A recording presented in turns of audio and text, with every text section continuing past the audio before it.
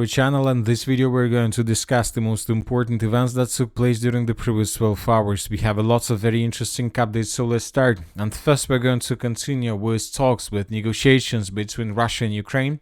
According to information we have, during the previous 24 hours, the president of Ukraine, Zelensky, made lots of very important statements. Zelensky threatens Russia with sanctions if it does not accept the ceasefire. They are not ready to talk about ending the war and make the appropriate decisions. This means there is no political will. This means that Russia does not feel the need to end this war. This also shows the lack of political, economic and other pressure on the Russian Federation. Therefore, we are asking, if there is no ceasefire, if serious decisions are not made, if bilateral meetings are not held, we insist on sanctions. I'll remind you that according to information we have, the main goal of the talks in Istanbul is a ceasefire, according to Zelensky. I'll remind you that the Russians have completely different objectives. The Russians are trying to prepare a paper, to prepare a document between Ukraine and Russia. Most likely the Russians are trying to prepare a ceasefire agreement, but we see that nothing like this is happening right now. Furthermore, when talking about Istanbul itself, I'll remind you that yesterday the Russian delegation came to the city and the Russians started to wait Ukrainians at 10 a.m. of the local time. But the Ukrainians didn't came to Istanbul, didn't came to this meeting almost till the end of the 15th of May of 2025. And of course, there are lots of statements that excuses the Ukrainian behavior. For example, U.S. Secretary of State Marco Rubio said the level of the team Russia sent to negotiate with Ukraine does not indicate progress. Putin should be directly involved in ceasefire talks. U.S. hopes Russia will agree to a comprehensive ceasefire in Ukraine on Friday, so today. U.S. to decide on possible Trump-Putin meeting following Ukraine talks in Istanbul. Telling the truth, I'm not sure that the Russians are going to accept any ceasefire, even just because of Ukrainian behavior during these talks. When talking about the Russian side, of course, they made also lots of statements yesterday when they realized that Ukrainians were not planning to came to talks. Russia-Ukraine talks in Istanbul to start tomorrow, so today on the 16th of May of 2025. Medinsky and his team have been waiting for Ukraine's team for nearly 24 hours now. Another important statement: Russia is ready to resume the negotiation process in Istanbul and possible compromises. We are ready for discussion and for resuming in the Istanbul negotiations. We are ready for possible compromises and for discussing them. We are waiting and we are in a working mood. That was stated by the head of the Russian delegation. Another important thing is that the Russian delegation will be waiting for the Ukrainian delegation tomorrow, so today on the 16th of May of 2025 from 10 a.m. And they have already arrived to the territory of probably office where they're waiting for the Ukrainian side. But when talking about the Ukrainians, they have completely different plan. According to information we have, the Ukrainians are planning to have two talks today, and first talks already started at 10 a.m. and 45 minutes, and these are going to be Turkey, US, Ukraine trilateral meetings. Later, the Ukrainians are planning to have another talks, but then with the Russian Federation, and they're going to start at 12 p.m. at 12:30 p.m. of probably Turkey time. Turkey, Russia, Ukraine trilateral meeting is going to take place. So as you can see, Ukrainians today started everything from the beginning. They don't want to go to this meeting. They don't want to have any talks with the Russian delegation, and starting on the 16th of May, they started everything to ruin this process once again.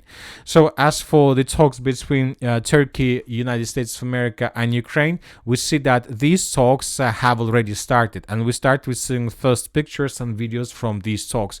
In this video we can see the Ukrainian delegation, and I'll remind you that according to information we have, the Minister of Defense of Ukraine will continue and he will be in charge of the Ukrainian delegation. So of course let's wait and see, but saying the truth, I'm not sure that everything big or good is going to happen today. Most likely the Russians are not going to accept the ceasefire proposal. Most likely the Russians will continue. You have something. You brave. Never let it go. It will carry. When talking about the Russian Federation itself, you know that today we got probably a very important signal, very important message to Ukrainians and to the Western countries. According to information we have, Colonel General Andrei Mordovichev has been appointed Commander-in-Chief of the ground forces of the Russian Armed Forces. I'll remind you that he used to be in charge of the Group of Forces Center. This Group of Forces Center managed to achieve significant results probably since the beginning of 2024. This group of forces managed to establish complete control over the city of Avdiivka, over Ocheretino, Selidova. This group of forces managed to semi-encircle the city of Pokrovsk. This group of forces managed to break Ukrainian defense in Toretsk. So very experienced and very smart general is in charge of the entire Russian ground army, ground forces. And this is a very strong message to Zelensky and the Western countries that if you don't start this negotiation process, most likely the Russians are planning to begin another full-scale and the major offensive operation with general who has a lot of experience and who had significant victories since the beginning of the special military operation. Anyway, let's wait and see what is going to be next. But once again, another day passed without any negotiations, and we see that the Russians during the another day managed to improve their positions. And the most important updates are coming from the Dnipro region. For example, today the situation for the Ukraine armed forces is critical. That was stated by several pro-Russian resources. There is practically no supply in the coastal settlement. All parcels are sent only through Baba Yaga. This is a type of drone. Manpower is hiding in basements, but there are so few of them that they simply do not come out for 3-5 days. The landscape plays into Russian favor. The fields and the lack of forest became the biggest mistake for the Ukraine armed forces in defending the Berislav section of the coast line. So, according to this pro-Russian resource, at the beginning of the 16th of May of 2025, the Russians established complete control at least over this territory. Maybe not control, maybe not complete control, but the Russians can feel themselves very free and very secure in this area without any danger, without any problems and risks from the Ukrainian side. You know that this is very important because I'll remind you that even if the Russians and the Ukrainians agree and accept a ceasefire, the Russians most likely will save control over this territory because according to latest version of talks and negotiations, the parties are planning to establish or to freeze the line of combat contact along the line of combat contact. So which means that the Russians by the beginning of talks, by the beginning of possible ceasefire, will establish complete control over the Ukrainian side of the river of Dnipro. Most likely we are not talking about the city of Kherson, but obviously lots of territories may be taken by the Russians, which can play a significant role in the future as a foothold on the Ukrainian side. So this is very important thing, and we see that Ukrainians currently can't do anything with this. Now let's talk about the South Donetsk direction. During the previous 24 hours, we got a lot of very important updates, and the most important thing is coming from the village of Volnaya Polye. Today, pro-Russian sources published this video. In this video, we can see how Russian soldiers managed to establish complete control over the settlement of Volnaya Polye. We can see several episodes from the central, from the eastern, and from the western parts of the settlement where the Russians were raising their flags. Based on this video, we have adjusted the map and we have colored the settlement of Volnaya Polye completely under Russian control. Furthermore, we see now that the Russians managed to enter the operational space and now they can move further in the western direction, trying to outflank the settlement of Shevchenko from the south and from the southwest and to get as close as possible to Kamyshovka.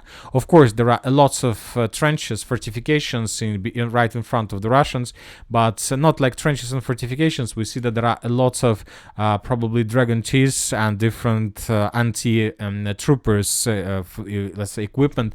But anyway, the Russians will continue. When talking about the Bogatyr direction during the previous 24 hours, the situation hasn't been changed. Pro-Ukrainian sources confirmed that yes, indeed, the Russians managed to improve their positions to the south of the settlement of Bogatyr, but we still can see the picture that Ukrainians confirm almost complete control over the settlement and that the Russians have very poor positions in the most southern part. I'll remind you that the Russian sources show us completely different situation. The Russians show us the opposite situation to what Ukrainians are showing us. The Ukrainians, according to the Russian sources, control just around 20-30% of the settlement, and the Ukrainians are about to fall back from this area. Furthermore, today several pro-Russian resources reported that as a result of offensive operation, the Russians managed to enter the southern part of the settlement of Odradne, as for that without any proofs that can confirm this.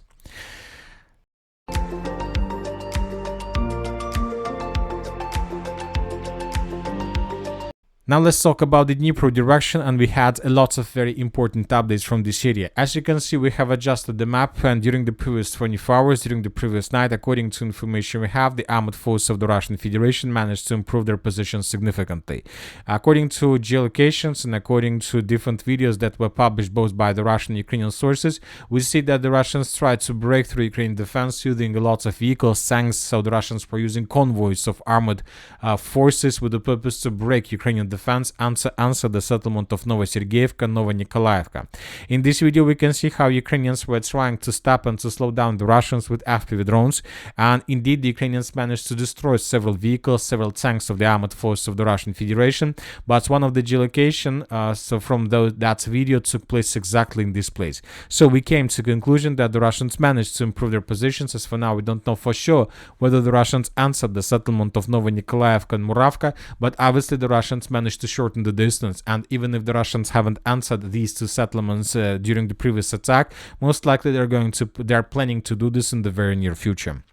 So as you can see, the Russians are getting closer and closer to the border with the Dnipro region. And according to calculation, currently the distance between possible Russian positions and the Dnipro region is less than 1 kilometer. So this is the shortest distance between Dnipro region and the region of Donetsk. Now let's move further and let's talk about the Kliban-Bykska and the eastern flank of Pokrovsk direction. We have several updates, as you can see. Today, the Russian sources continue publishing videos from the settlement of Mirolubovka. Pro-Russian sources published this video where we can see how exactly the Russians were taking under control this settlement. In this video, we can see lots of episodes how the Russians were moving from one building to another, how the Russians were clearing one structure after another, and in probably the final part of this video, we can see how a Russian soldier was waving with the Russian flag in several and different parts of the settlement. This is probably the most important episode, and this episode was geolocated. This is exactly the place where a Russian soldier was waving with the Russian flag. Based on this video, we have adjusted completely the settlement of Mirolubovka and the complete Russian control. So now we have no doubts that the Russians are planning to continue advancing further, probably in the northwestern direction and in the southwestern direction, with the purpose to outflank this complex network of the fortifications and to connect logistic between Grodovka and Mirolubovka itself along this road through this mine. So this is a very important pocket that the Russians are planning to take under control. As for the pocket between Mirolubovka and the settlement of Malinovka, we still haven't received anything, but obviously there are very heavy clashes. When talking about the Kliban-Bykska direction, the Russians continue their offensive operation, and as yesterday, the Russians continue their offensive operation mainly from the western flank in the northeastern direction. During the previous 24 hours, according to different sources, the Russians managed to improve their positions and to take additional 3 lines and fortifications in this site. So the Russians are advancing here, trying to outflank the Ukrainians in the area of Zarya, Stara Nikolaevka, and to improve their positions, trying to take as many as possible territories and to get as close as possible to the N20 road. So this is the situation in this direction. The situation for Ukrainians is very difficult. Furthermore, the Russians intensify their activities on the eastern flank. As for now, the Russians are trying to move along this tree line that goes in parallel with N20 road with the purpose to outflank the settlement of Romanovka from the west. Today we got lots of videos how the Russians using FPV drones were clearing these trenches and these fortifications with the purpose to force the Ukrainians to fall back and to clear the way for the Russian troopers in the future. So we expect that probably today or during the next several days the Russians will try to moving in this area with the purpose to get as close as possible to the road between Romanovka and Zarya with the purpose to cut the Ukrainians and to force them to fall back. So the battle for Romanovka obviously has begun. We are waiting for additional changes on the ground from this area. When talking about the city of Chasiv Yar and the Chasiv Yar direction, today we got just one article, and probably this is already a third day in a row when different sources confirmed Russian additional control in the central part of the city. So we have adjusted this area and we have marked this area as a gray zone, a contested area. According to probably most number of experts, the Russians secured completely the central part. As for now, without any attempts to move further in the direction of Shevchenko, but we expect that this is going to happen in the very near future. The Russians during the previous 24 hours, as we can see, have already established complete control over the N20 road. In this video, we can see how the Russians attacked the concentration of Ukrainian forces with missiles with cluster rounds. In this video, we can see that Ukrainians suffered huge losses as a result of Russian offensive operation, as a result of Russian attack.